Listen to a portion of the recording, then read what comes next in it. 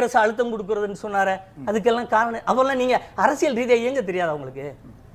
இல்ல அது வந்து வலதுசாரி சிந்தனை உள்ள ஒரு அரசு சொல்றதை அப்படி எக்ஸிக்யூட் பண்ணிடுவீங்களா? உங்க அனுமதியோட நான் அவர்கிட்ட சுமன் கவி அவர் சொல்றதுல லாஜிக் புள்ளி இருக்கு இல்லையா?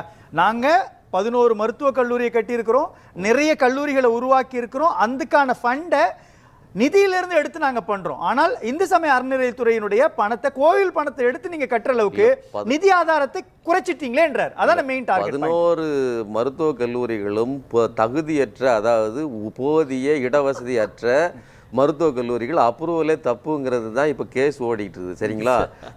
முற்றிலும் முரணான அதுல 4083 கோடி ரூபாய் பணம் எடுக்க ஊழல் நடந்திருக்கிறது.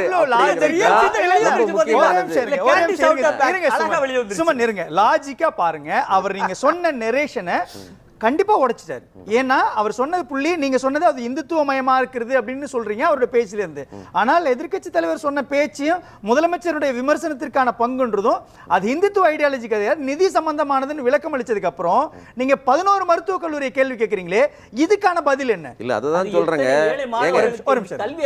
ஏங்க முதல்ல